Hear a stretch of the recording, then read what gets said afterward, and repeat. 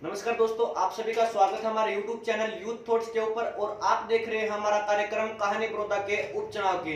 इसी के बीच आज मैं आपको एक ऐसे नेता से मिलवाने वाला हूं जो युवा वर्ग के क्षेत्र के अंदर सबसे पहले अपनी राजनीति की शुरुआत सरपंच से की थी और आज देखने को मिल रहा है कि वो हल्के के अंदर भी सक्रिय राजनीति के अंदर चल रहे हैं। आज मैं आपको मिलवा रहा हूँ पवन जागसी से। नमस्कार भाई साहब, जिस तरह से आज जो चुनाव होने वाला है प्रदेश के अंदर, कोरोना महामारी चली हुई है लेकिन अक्टूबर तक अनुमान लगाया जा रहा है कि चुनाव होने हैं, उसके लिए आपकी क्या तैयारियां हैं? वैसे हमारी पूरी तैयारियां हैं। जो पार्टी आदेश होंगे जिसको भी कैंडिडेट बनाएंगे हम किसी को पाएंगे, सबके लिए वही तैयारी है।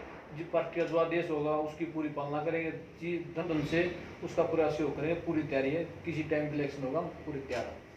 जी भाई साहब, आपके परिवार के बारे में सुनने में ये भी आया है कि आपका परिवार पूर्ण रूप से बहुत ही सालों पहले से ताऊ देवलाल जी से जुड़ा हुआ है। हाँ, मेरे पिताजी थे, मेरे दादाजी थे, वो चौधरी देवता के साथ हर एक चीज़ में संघर्ष कर रहे थे। वो चीज़ को रूप कटने की बात थी, कोई भी किसान आंदोलन था, हर एक जो चीज़ वो दिल्ली की वो रैली थी, ट्रैक्टर ट्रैली ले गए, ट्रक भर कर, वो सब जहाँ भी होती तो वहीं जाते थे। ताऊ देवलाल का हमारा पिताजी का बहुत पुराना नाता, आना जाना भी था, घर पर कई बार आए भी हैं, खाना खुना खा कर जा रहा था वो। ताऊ देवलाल तो हमारे गाँव का और भी कोई आदमी जाता चौधरी देवलाल के पास तो पूछता था, गुआना एरिया कोई भी जाता उससे पूछता चौधरी वासिंग सिंह का क्या हाल है। ताऊ देवलाल के साथ तो हमारे पुराने रस्ते हैं। जी, जिस तरह ताऊ देवलाल जी तो अपना प्रचार और प्रसार किसान की नीतियों के ऊपर करते थे, किसान के लिए हरदम तत्पर रहते थे, लेकिन आज एक पार्टी और आपकी पार्टी से बन गई जिसका नाम बीजेपी पार्टी रखा गया है। दुष्यंत चौटाला जी भी कहते हैं हम किसानों के लिए हरदम कोशिश करते हैं। वो तो सब ने देख चुके हैं।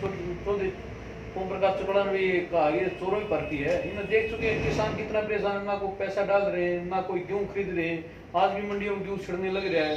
क्या बुरा हाल है किसान को, हाल कुछ भी रुपया लुटने की सोचेंगे, दारू बेचने की लग रही है। किसान ने कोई सुनी नहीं, ना किसान के प्रति कोई बोल रहे हैं। ये तो हमारे सुप्रीमो चौधरी ओम प्रकाश चौटाला वो कह चुके हैं, पहले कह चुके ये तो चोरों की भर्ती है, ये तो कितनी चोरों की भर्ती है। इन किसान से कुछ कोई लेना देना, किसान से इनका सिर्फ वोट लेने थी, लोगों को वोट तो बेचना था। भैया, जिस तरह से आपने भी अभी कहा कि दारू बेचने का काम किया, लेकिन जो भी महकमे से दुष्यंत चौटाला जी के पास हैं, उन्हीं महकमों के अंदर गड़बड़ी कहीं ना कहीं मिलती है। या तो दारू घोटाले की बात करूं, गेहूं घोटाले की बात करूं, या शराब घोटाले की बात करूं। पैसा भी इनका तो यही था, इनका पहले से भी था। तो चौटाला साहब आए थे भी बिटाना गाँव में, उन उस दिन भी ये जिक्र किया था। अब भाई इन तो पहले पहुंचे हमने दारू का कारखाना लेना है, इन तो जब तो चौबे सिंह ने कह दिया ये लेने की चीज नहीं, हमारा काम नहीं है, हमारा लोगों की समाज सेवा काम करना, हमारा लोगों के बीच में रहना, हमने दारू से क्या मतलब है। जब तो चौधरी सिंह ने लेने नहीं दिया था, इवन की अपना दूर कारखाना है, उन्होंने तो बता कारखाना ले लिया दारू का।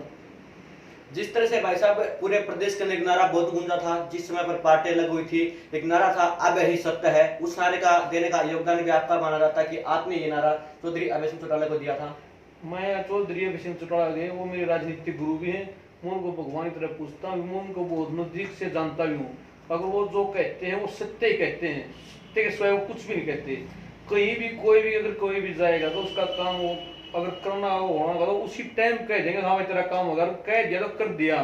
वो ये नहीं पर्ची ले ली, चंडीगढ़ आइए, दिल्ली आइए, फलानी जगह आइए, दखड़ी आइए, ऐसा कुछ नहीं करते। वो जो कहते हैं सत्य बोलते हैं। कोई जो भी एक इकट्ठा परिवार था, जब भी देखा सबने देखा है, न्याय जब भी देखा है, वो कभी उन्हें झूठ से वो नहीं नाता रखा। वो सब सत्य सत्य रहेंगे, सत्य का काम करें हमने। वो अपने अडग हैं, अडग रहेंगे, वो कभी किसी से नहीं झूठ बोलते।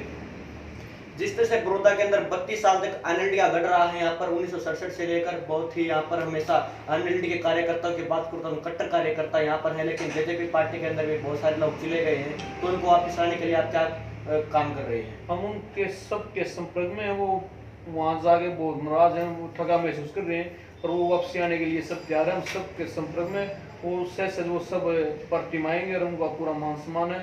ये चौटाला साहब ने भी कहा, जो देव सिंह चौटाला ने कहा, जो चले गए तो उनको वापस लाओ, और वो आने के लिए तैयार है। कुछ गलती हो जाती है, वो चले गए थे, बगाव मांगे थे, तो वो ऐसा नहीं होगा, सब वापसी आएंगे। और एक लोग दल हटकर दोबारा जैसे 32 साल से रिकॉर्ड रहा, आने वाले समय में फिर हम रिकॉर्ड बनाएंगे। अगर आने वाला विधायक भी लोक दल का ही बनेगा बड़ौदा जी। बड़ौदा उपचुनाव को लेकर जिस तरह आपने कहा कि अगला चुनाव में हम ही यहाँ से जीत हासिल करेंगे, तो आपने जीत के लिए क्या आपने पैटर्न बनाया कि इस तरह से हम यहाँ पर जीत हासिल करेंगे? हम युवाओं से संपर्क साधे हुए हैं, युवा हमारे साथ जुड़ रहे हैं। सबने देख भी लिया, कोई आज अगर किसी को कोई दुख सुख है, या कोई किसान की आवाज़ है, या युवा की आवाज़ है, या मजदूरों की आवाज़ है, कोई आवाज़ उठाता है तो वो भी चौटाला उठाता है। या विधानसभा हो या रोड हो या कहीं भी जाना तो वैसे जाता, कोई जाता नहीं। अगर जाता था बता दो, सब कोई दिल्ली बैठा है कोठियों में, कोई चंडीगढ़ कोठियों में बैठा है, कोई अपनी शहर कोठियों में बैठा है। एक नेता ऐसा है वैष्णव चौटाला, वो जो बीजेपी की नेता रही है, वो इलेक्शन लड़ा नंबर से सोनाली फोगाट, उसने भी कहा कि शेर दिल है। एक दो दिन 3 दिन पहले उसने भी बोला है, उमेद लोहाना वो भी कांग्रेस का है, उसने बोला कि ये एक होकर भी किसान लड़ाई लड़ रहे हैं। ये दूसरी पार्टी वाले मानते हैं वैसे 70 एकला लड़ाई लड़ रहे हैं, बताओ नहीं लड़ रहा और तो कोई लड़ ही नहीं रहा। एकला यही है ऐसा इंसान है पूरे हरियाणा में जो एक विधायक होते हुए भी एक शेर ही डरा धरता है। जिस तरह से किसानों की पेमेंट रुकी हुई थी, अभय सिंह चौटाला जी ने कहा था कि या तो 1 जून तक पेमेंट की जाए या फिर उसके बाद 2 तारीख से हम धरना शुरू करेंगे। उसको लेकर सिरसा के अंदर धरना शुरू तक किया है, लेकिन कल दोबारा से उन्होंने सरकार को चुनौती दी है कि अगर पेमेंट नहीं हुई तो हम पूरे प्रदेश के अंदर बड़े स्तर के ऊपर प्रदर्शन करेंगे। उसके लिए आपके क्या समाचार तैयार कर रखी है? हमने ये तैयार करा है जो चौधरी अभय सिंह चौटाला ने मेरे राजनीतिक रूम में चेतावनी दी सरकार को, या तो पैसे डाल दो या फिर धरना के लिए तैयार हो जाओ। हम पूरी तरह तैयार है, अभय सिंह चौटाला जो भी आदेश होगा, रात को भी आदेश होगा, रात को भी धरने बैठने के लिए पूरे पूरे तैयार हैं। देखिए, ये हम लोग का बड़ौदा गढ़ रहा है 32 साल तक, लेकिन उसी के साथ में आज बड़ौदा को भूपेंद्र सिंह हुड्डा गढ़ माना जाता है। गढ़ को तोड़ने के लिए आप किस तरह की रणनीति तैयार करेंगे? गढ़ माना जाता था, वो टाइम था, अब नहीं है वो टाइम। अब ये गढ़ गाड़ कुछ नहीं रहा, लोग देख जाए किसी के बीच में आना नहीं जाना नहीं, अपना एक वोट लियो है बटोरे अपना चला जाए, वो सारा काम है, नौकरी है सारी वो लगती है। यहाँ तो एक ठगा महसूस करते हैं लोग। अब लोग समझ चुके हैं, अभी कोई डाटा कोई फैक्ट्री चलागा सर, सब ने देख चुके हैं कि भाई एक ही आदमी है जो लोगों को किसानों की आवाज उठाता है, वो है चौधरी अभय सिंह चौटाला है। वो सत्य है, सत्य है, सत्य काम करते हैं, सत्य ही रहेंगे।